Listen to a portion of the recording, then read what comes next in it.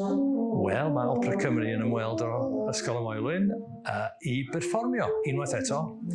Da ni mor falch i ddod yn ôl ar ôl bron, wel, tan mlynedd oherwydd y pandemig. A da ni'n falch iawn i gyflwyno opera newydd sbon gan gyfansodwraig Mared Emlyn o Lanrwst. Opera wedi cael ei greu ar gyfer plant a theuluoedd. Gwneud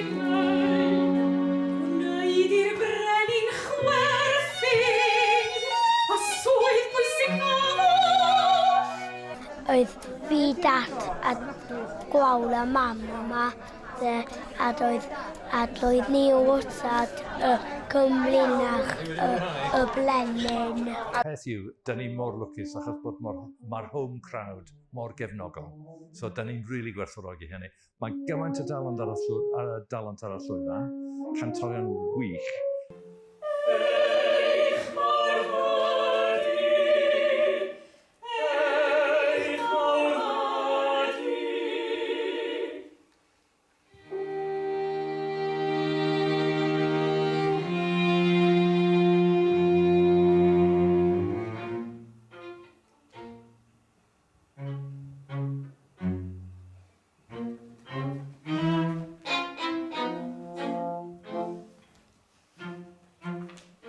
Dwi'n meddwl bod pethau fel operau yn bwysig i ledaenu neges yr iaith fel rhywun sydd wedi gweithio yn y byd cyn heddiw. O'n i'n gwybod dipyn ar y pryd, ond dwi'n mwy grediniol wan bod angen parhau i ddatblygu gwelliant yr iaith a parhad yr iaith a defnyddio cerddoriaeth yn un o'r esiampl gorau lle rhywun ddefnyddio yma.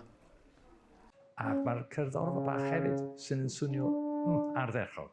So dwi'n siŵr fydd yn rili worthwhile cael ein croesawu yn ôl gan pobl Blaen y Ffestiniog. Da ni'n edrych ymlaen.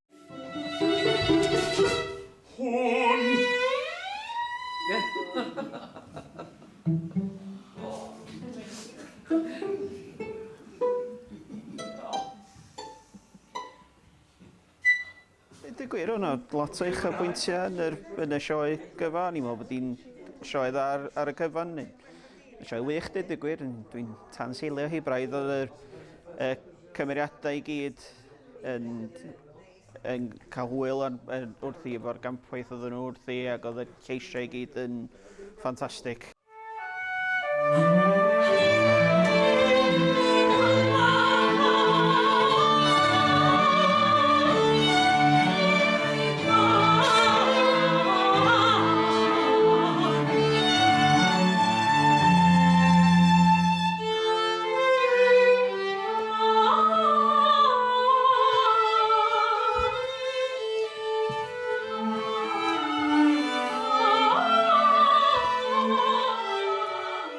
Oedd o'n gwych.